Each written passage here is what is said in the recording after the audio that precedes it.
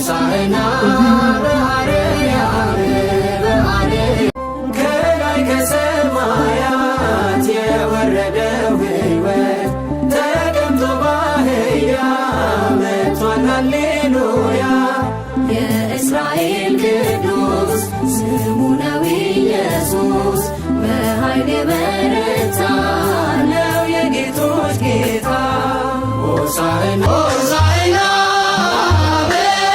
በአርያም እያሉ ዘመሩ ሕፃናት በኢየሩሳሌም ሆሳዕና በአርያም ሆሳዕና ለወልደ ዳዊት ሆሳዕና የሚለው ቃል ከጥንት አረማይክ ወይም ከዕብራይስጥ የመጣ ቃል ነው። ሆሽና አና ይለዋል። የቃሉም ትርጉም አሁን አድን ማለት ነው። አሁን አቅና ማለት ነው። መድኃኒት ማለት ነው። ይህንንም ቅዱስ ዳዊት አባታችን አስቀድሞ ዘምሮታል። ኦ እግዚኦ አድንሶ ኦ እግዚኦ ሰርህሶ እያለ ዘምሯል። አቤቱ እባክህ አሁን አድን፣ አቤቱ እባክህ አሁን አቅና ማለት ነው። እዚያው የዳዊት መዝሙር 117 ላይ መመልከት ትችላላችሁ።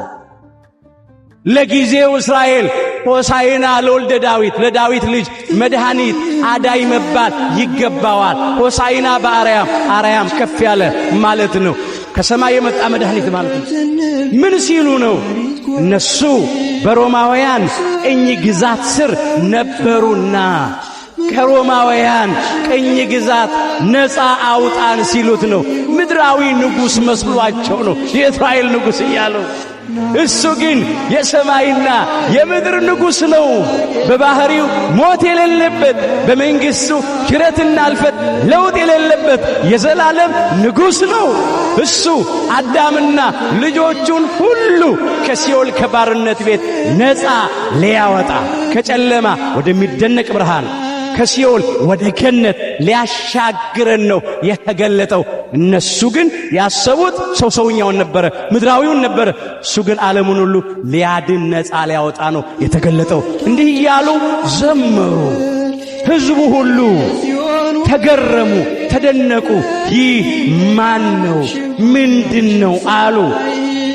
ምስጋናው ሲቀርብለት ሰምተዋልና ከገጹ ከፊቱ ብርሃን ሲወጣ ተመልክተዋልና ዓይን የሚበዘብዝ ብርሃን። አዎ ሕፃናትም ደግሞ እየተቀባበሉ ያመሰግኑ ነበረ። አስቀድሞ በክቡር ዳዊት የተነገረው ቃል እንዲፈጸም እማፈ ደቂቅ ወሕፃናት አስተዳሎ ከስብሐተ ይላል። በእንተ ጸላይ ከመትን ስቶ ለጸላይ ወለገፋይ ይላል። የዳዊት መዝሙር 8 ቁጥር 2 ጀምሮ ከሕፃናትና ከሚጠቡት አንደበት ምስጋና ለራስ አዘጋጀ። ከ40 ቀን ከ80 ቀን ልጆች ከዓመት ከ2 ዓመት ሕፃናት ምስጋናን ለራስ አዘጋጀ። ምስጋናን ተቀበልክ፣ አንደበታቸውን ለምስጋና ከፈተ የማይሳነው አምላክ። በእንተ ጸላይ ጠላት ደስ አይበለው ብለህ ጠላት ዲያብሎስ ደስ አይበለው ይፈር ብለህ ጠላትን ቂመኛን ዲያብሎስንና ሰራዊቱን ድል ታደርግ ዘንድ አለው። አዎ ድል አደረገ። ከ5500 ዘመን በኋላ ዲያብሎስንና ሰራዊቱን ድል አደረገልን። የአመፃ መዝገብ ተገልብጧል። የሞት መውጊያ ተሰብሯል። ጠላት ዲያብሎስንና ሰራዊቱን በመስቀሉ ከመንገዳችን ላይ ጠርቆ አስወግዶልናል። እኛንም ደግሞ ነፃ አውጥቶናል። ይህንን አምላክ ከልብ ማመስገን ይገባል። ምን ከፍለው ነገር የለምን። ያልታደሉት ቤተ አይሁድ ጸሐፍት ፈሪሳውያን፣ የአይሁድ ካህናት አንደበታቸው ተሸበበ። አዋቂዎቹ ቃሉ ከልቡናችን ሞልቶ ተርፏል ብለው ልብሳቸው ላይ ጠልፈው አክሰው ጽፈው የሚሄዱ ተመጻዳቂዎች፣ ግብዞች ለክብሩ መዘመር ተሳናቸው። ሕፃናቱን አስነሳ፣ ሊከለክሉ ሞከሩ። ምን አለ የኛ አምላክ? እነዚህ ዝም ቢሉ ድንጋዮች ይጮሃሉ አለ፣ ድንጋዮች ያመሰግናሉ አለ። ወንጌላዊ ቅዱስ ሉቃስ እንደመዘገበው አው ለጊዜው በቆሙ ድንጋዮችም እንዲያመሰግኑት ያደርጋል፣ የሚሳነው ነገር የለምና። የሉቃስ ወንጌል ምዕራፍ 19 ቁጥር 40 ላይ እኛንም ካፈራልን በሥጋ ያበጀ አፈር እኮ ነው፣ አካላችን እኮ ሸክላ ነው፣ ጭቃ እኮ። እነዚህ ዝም ቢሉ ድንጋዮች ይጮኻሉ። ሌላው እነዚህ ዝም ቢሉ ድንጋዮች ይጮኻሉ ማለት በቆሙ ድንጋይ ብቻ አይደለም፣ ድንጋይ ብላችሁ የምትንቋቸው ድንጋይ ጣዖት የሚያመልኩት አሕዛብ እኔን ሊያመሰግኑ አንደበታቸው ይከፈታል።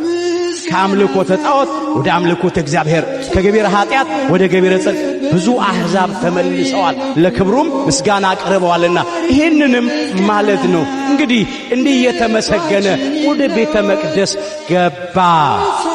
አዎ ከዚህ ታሪክኛ ምን እንማራለን? ከዚህ በላይ መተረክ ይቻላል ታሪኩን፣ ግን ጊዜ የለንም። ወደ ራሳችን ሕይወት አምጥተነው እንጠቅልለው ወገኖች። ፍትሕዎሙ ወአምጽዎሙ ሊተ፣ ፈታችሁ አምጡልኝ። ዛሬም ካህናቱን ፈታችሁ አምጡልኝ ይላል አምላካችን ኢየሱስ ክርስቶስ። በደቀ መዛሙርቱ እግር የተተኩ ሕዝቡን እንዲፈቱ የታዘዙ ካህናት ናቸው። የማቴዎስ ወንጌል ምዕራፍ 16 ከቁጥር 19 ጀምሮ በአባታችን በሊቀ ሐዋርያት በቅዱስ ጴጥሮስ በኩል ይሄንን ሥልጣን ለአባቶቻችን ለካህናት ሰጥቷል ክርስቶስ። የመንግሥተ ሰማያትንም መክፈቻዎች እሰጥሃለሁ አለ። በምድር የምታስረው በሰማያት የታሰረ ይሆናል፣ በምድርም የምትፈታው በሰማያት የተፈታ ይሆናል አለ።